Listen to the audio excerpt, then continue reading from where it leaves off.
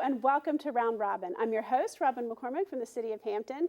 And today we're going to talk about a way that you can be a hero. My guest is Kristen Hatfield from the Red Cross. Welcome. Thanks for having me. You're here because there's an upcoming blood drive. Doesn't matter when I talk to you, there's an upcoming blood drive, right?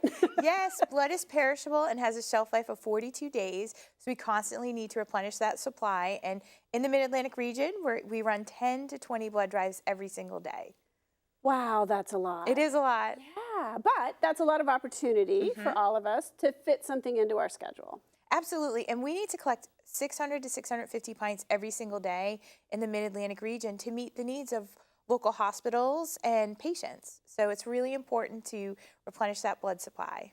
And it's an ongoing thing, as you said. You know, you can't really kind of give once and then stop because people continue to have surgery, people continue to have needs. Yes, it has that shelf life of 42 days. And again, there's no substitute for blood, so we do need to replenish that supply. And you can donate blood every 56 days, 6 times a year. And you can donate platelets every 7 days, 24 times a year. Wow, that's a lot. Okay, well, let's talk to the first-time donor out there. Sure. So how do you get someone into the door, into the van that first time? I would tell you that if you've met a 5-year-old with leukemia that needs needles twice a day, you would do it for them. If someone you loved needed blood, you'd knock on every door in town. Everyone that's watching knows that you would knock on every door in town until you found the blood that's needed for your loved one. And, you know, it's just... So it's sometimes it's that personal connection that pushes somebody to donate. And it's so much more common than you think. Blood is used for premature infants, for people battling cancer or leukemia. Most people who have had cancer or leukemia have needed some type of blood product, whether it be blood or platelets. A lot of people need transfusions, which is, I mean, they need a lot. Trauma patients. There's also routine surgeries. People with sickle cell anemia, when they have a sickle cell crisis, often need blood. And the average transfusion is approximately 3 pints. So that's from 3 different donors.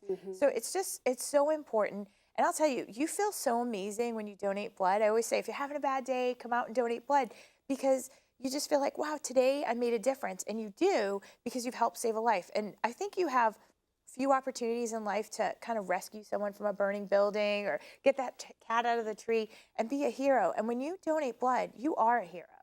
Well, that's what you all say, and I've never felt like that when I donate blood, but I have been thinking about it more and more, and it is this sort of everyday hero thing. Like, I'm not going to be a police officer and put my life on the line. Right. Physically, I'm not ready, but I just, I don't have that constitution. That's a tough job, and I know I can't do that, but I can do this. It is something that I'm able to do that helps people, and I also say, you get to lie on your back for 15 minutes. Oh my gosh! Yes. And sometimes that sense of peace is just really nice too. It's a relaxing thing. It is, and I recently met a donor who donates platelets, and the platelet process takes about 2 to 2.5 hours.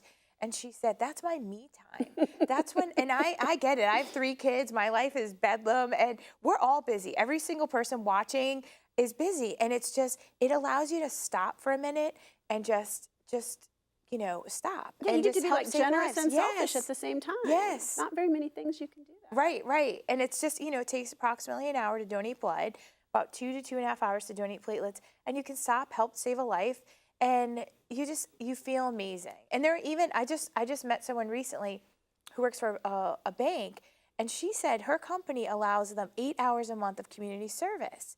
And so blood donation falls in that category. So if anyone's watching and their company is kind enough to allow community service time, come out and donate blood or platelets. And, it's just, you're helping the community and helping to save lives. Well, and a lot of times you make it very, very convenient. You come to City Hall, I just, take the stairs, give blood, go back up, lunch break, or it's the equivalent of a walking around the building kind of a time. It's not a huge time commitment. And I will say, too, you've gotten a lot better about that. Like it used to be, we have. You would sit there and wait and wait, and you never knew if it was a half an hour or a 2 hour. But with appointments now, you take the appointment people first. It processes much more smoothly and quickly. Absolutely. We've definitely worked it out and honed in on making it more efficient. And I think that Red Cross has established a great system. And appointments, you hit on a really key topic, because I love to encourage people to make appointments because, again, going back to life is so busy. When you make an appointment, just like your hair appointment, your dentist, your eye appointment, you're more likely to keep it, and it's in the schedule. Nothing else will steal that block of time. And again, I feel like you just feel so good when you donate, and again, you get that me time. So it's a good thing. Yeah, and I notice at City Hall in particular, you have these two groups of people. You have the office workers, and we can make appointments, and it's around our meetings and whatever else is we do. But you also have this huge influx of police officers from next door. They can't plan their time very well. They're great donors, but by they're the way. great donors, and they always show up when they can. And so you have that mixture of people who can plan and people who want to give but can't always plan, and it always works out. And we'll take them all. That's right. Walk-ins are always welcome at our drives. We just feel like, we encourage you to make an appointment. Again, it just kind of stays and nothing steals that little block of time. But absolutely, walk-ins are welcome, and police officers are fabulous blood donors. Oh, we love them. And firefighters, too. Yes. They have this, giving hero thing going on already, and it's just an extension of that. Well, what scares people? So if you've talked to someone, they've got a connection, they know of someone who needs blood, what are the drawbacks? What scares people? Great question. Two big things are the reasons why people don't donate. One, they haven't been asked, and I'm here, Kristen Hatfield, is asking you to donate blood. For some reason you can't donate blood, please find someone to donate in your place, or they're afraid of needles. And that's okay. I go in and I say, who's best? Who's the best at? I don't have good veins, and I always say if you're hydrated very well.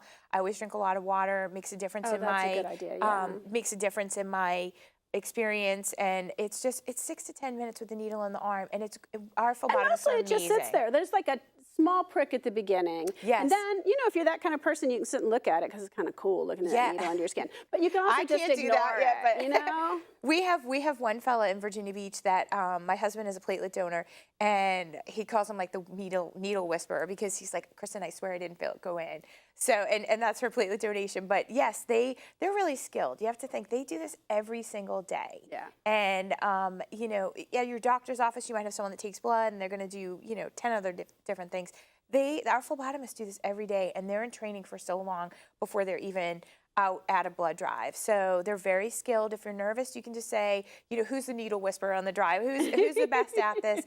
And, again, they do. Especially if you say, I'm a new donor. Yeah, they go if you're slower, new, they it's tell you. I'm okay. like, yeah, I've heard it. No, but they said, I have to tell you anyway. I'm like, okay. There's one person that told me her story, and she said, Kristen, I used to be so afraid. She said, I cried when I donated, not because it hurt, but because I couldn't believe how easy this was.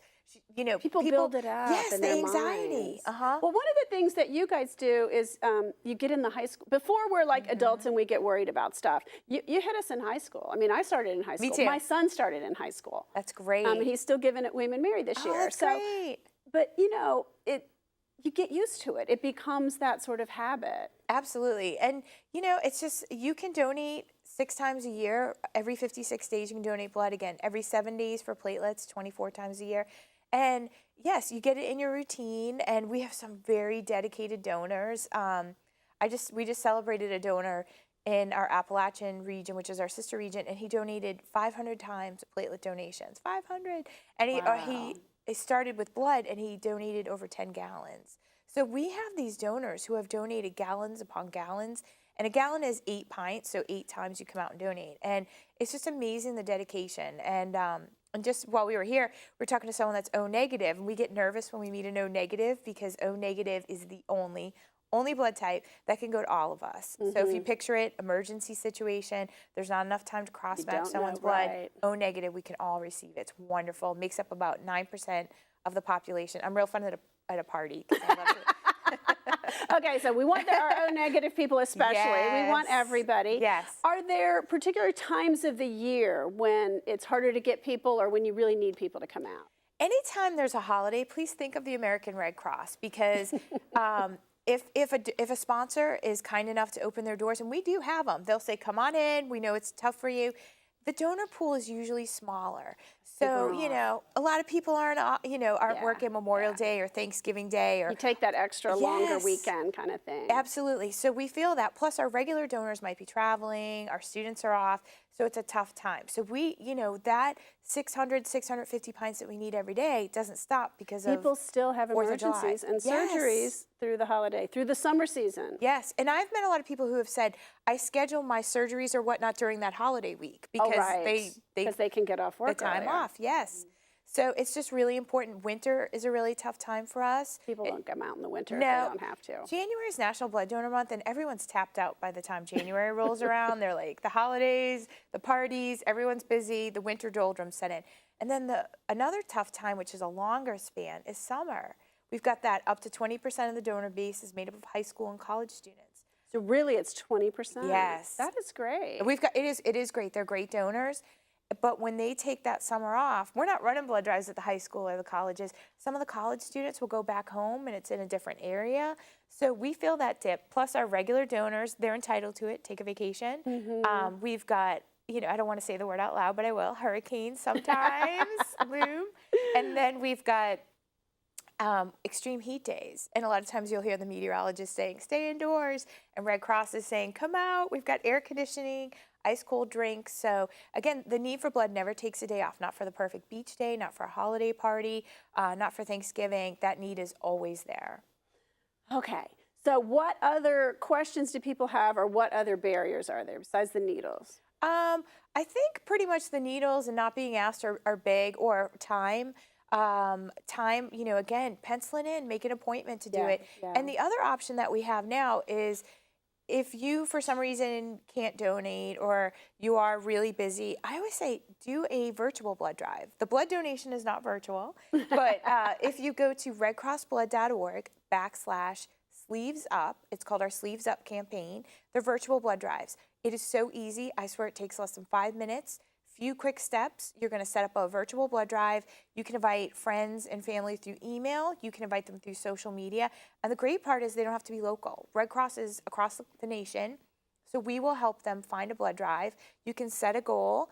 A lot of people will create a Sleeves Up blood drive in honor of their birthday or in memory of someone, an anniversary, or just anything. And there are people who can't give, people who've traveled to different places, they may not particularly weigh within enough. the military, they may not weigh enough, they may be on a medication that's prohibited. And so you can check all those things on the website, so you don't have to sit through the line. You can say, what are the restrictions, and get your questions answered ahead of time. You can call the 1-800-RED CROSS. Not all the restrictions will be on the website, but that's a great starting place, and you can find great information. But 1-800-RED CROSS. And most medications won't defer you, but if you want to double check something, like a blood thinner is going to defer you, call. We have donors up in their 90s that donate blood, and it's incredible. And then 16, again, you can donate at 16 with parental consent, and we hope that our 16-year-olds will be lifelong donors. Our high school and college students, hats off to them because they are great donors. Well, there's incentives built in high school, like you get out of class. I mean, and so using those things to get kids involved, to get kids, it's a volunteer effort. It gets kids involved in their community and teaches them to give to others. And that can create some lifelong habits that are wonderful, whether it's for the Red Cross or whether it's some other volunteer opportunity. And you just feel amazing when you donate blood. I always say you can see that invisible cape growing, and you just feel like, again, today I made a difference. Today I helped save a life. And it's just, it's just such a great thing to do, and just a wonderful feeling, Okay, yeah, so for me, I just, roll up my sleeves and I get 15 minutes to relax, which is a wonderful thing in the middle of the workday. It is. Life is crazy. It is. It's really nice to just sit and, maybe sitting, but you're helping to save a life. So pretty powerful. Okay, well, thank you for coming. And you're going to tell people just one more time how to check for a drive near you, a location. 10 to 20 blood drives every day, redcrossblood.org, real easy, redcrossblood.org, 1-800-RED-CROSS, 1-800-RED-CROSS, or download, this is wonderful, download the Red Cross Blood app. You can track your donations, find blood drives that are going on today. So real easy. 3 ways to find us. So thank you. And we will, in the city, promote the blood drives that are on city property. When you come to City Hall, when you come to the Rupert Sargent building, the Mayor's Blood Cup, where there's a little friendly competition between cities. And I know Hampton has won several times, but it goes back They've won the most out of all the cities. And we are not the largest city. No. So, I think that's very impressive. And it speaks to the volunteerism and the community spirit. Absolutely. Okay. Well, thank you, Kristen. I appreciate you coming by. Thank you. And thank you. We hope you will be a hero and find a blood drive and share your blood, help another person, be a hero. Thanks for watching.